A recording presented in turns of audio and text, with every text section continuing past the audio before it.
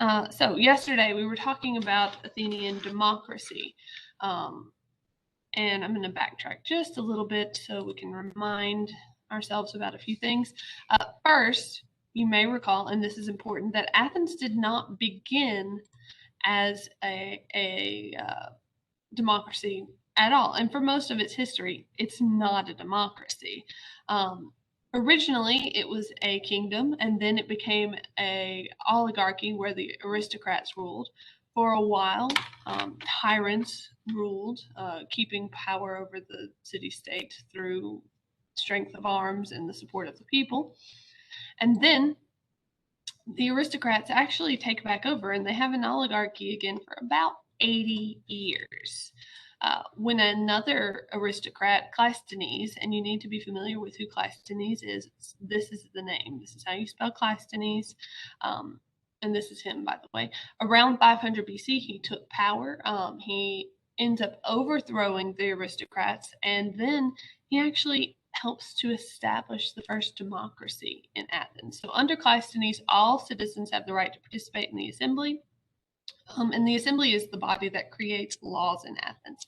So their whole point, their whole deal is to create the laws, and citizens have the ability to participate in that. Now, the number of people, the percentage of the Athenian population that's actually eligible to participate is probably somewhere between 10 to 20% of the people. Women can't vote.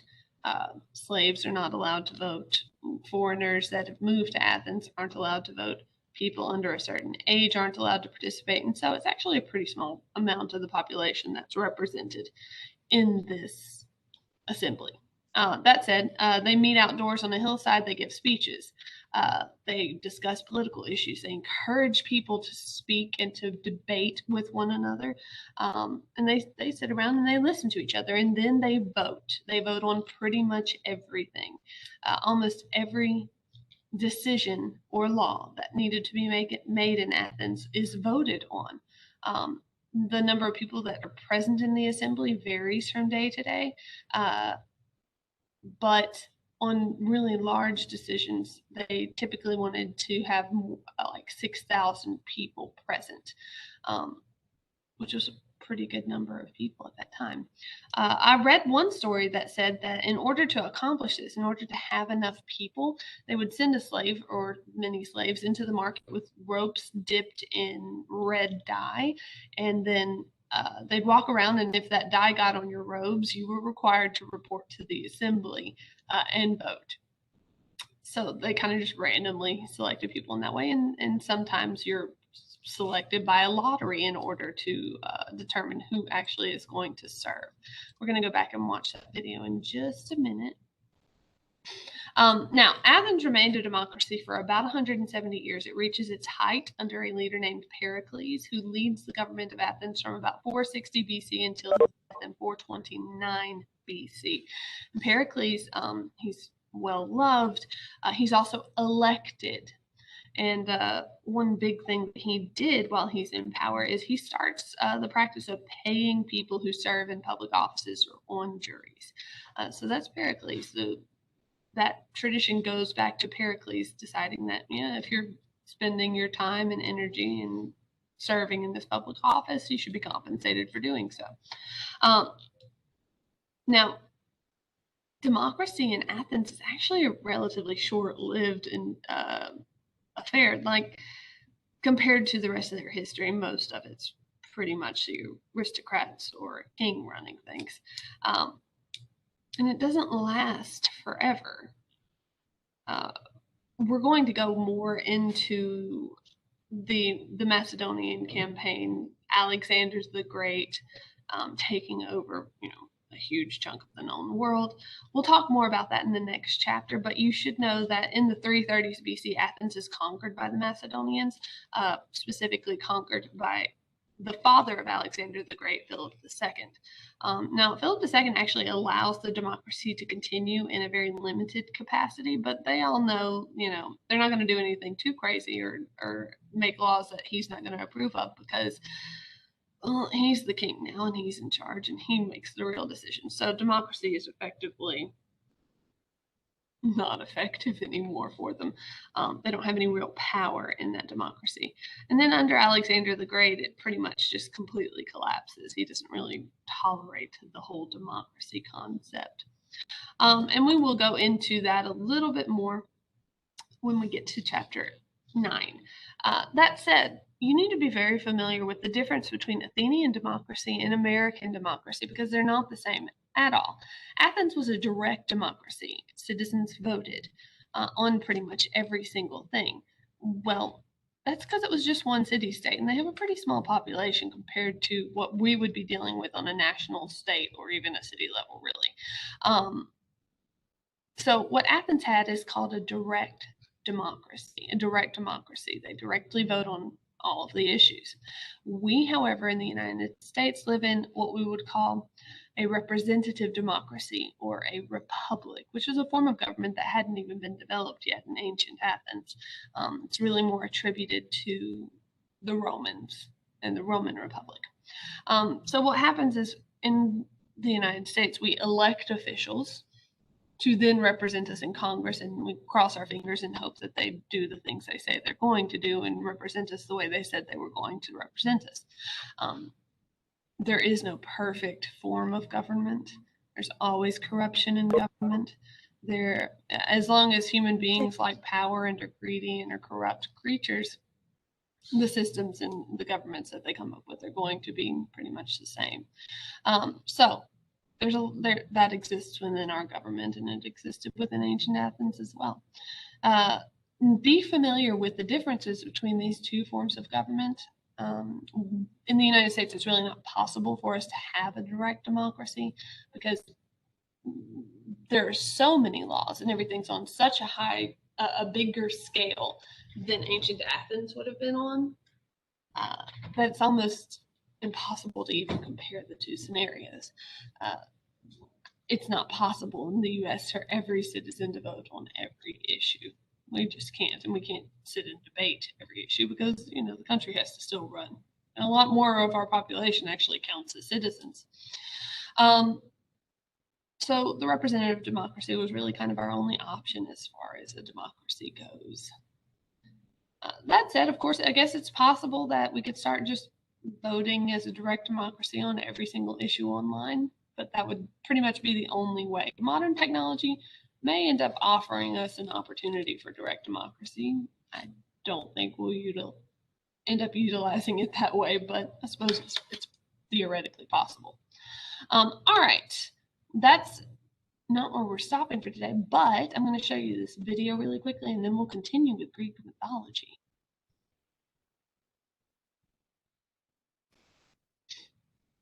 All right. So we're going to move on now and talk a little bit about Greek mythology. And this is pretty much the last portion of the chapter. It deals with Greek mythology, Greek literature, how those things have, how they affected the worldview of the Greeks, and also how they affect us today. Because if you've ever seen Disney's Hercules, you know that Greek culture and belief and mythology, it's seeped into modern culture and belief and mythology. So they've had a long-reaching effect on the modern world. Now, the Greeks, like the Egyptians, believed in many, many gods. Most of those gods had some sort of domain that they presided over.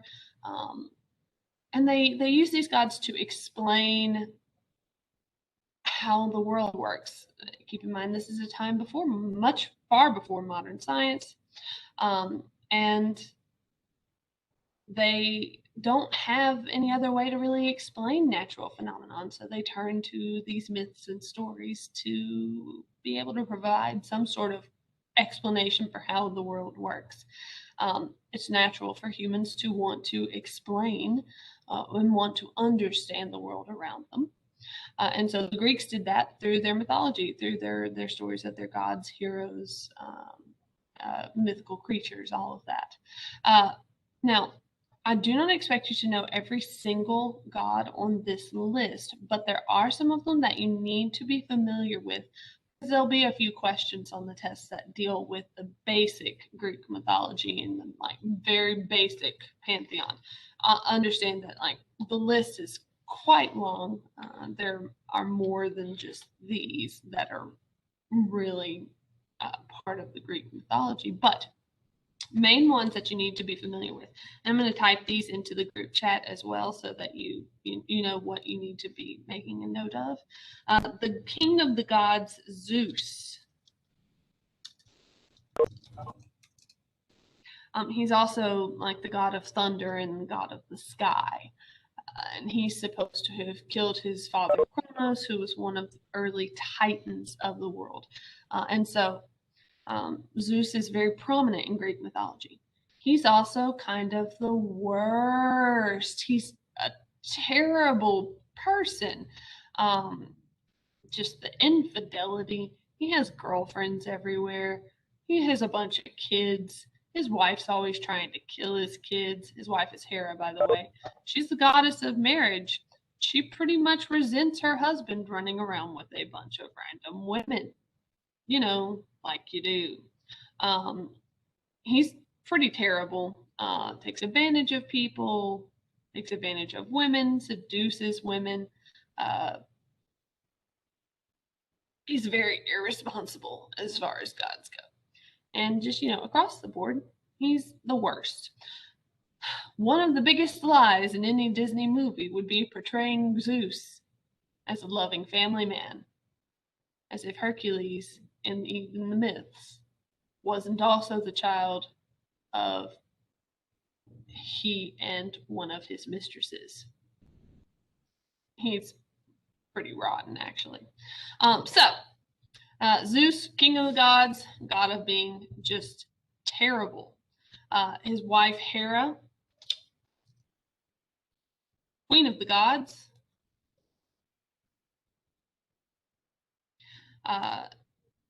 She's not on the list for some reason. Oh, yeah, there she is. And the main thing being that she's also goddess of marriage. Zeus's brother Poseidon, god of the sea, is also very important. And his other brother, Hades, god of the underworld, which is a job that he didn't really want, but he kind of got stuck with it. And you would think Hades would be kind of awful. He's actually not that bad. His brother is far worse. Let's see. You need to know who Ares is. It's the god of war. Don't like him much. Seems unpleasant in most of the stories, but one time he got kidnapped by giants. So that was neat. Other ones on the list I want you to be familiar with. Apollo, god of the sun. It's also the god of like music, literature, poetry. We're just going to go with god of the sun. His sister, Artemis. Is Artemis on the list?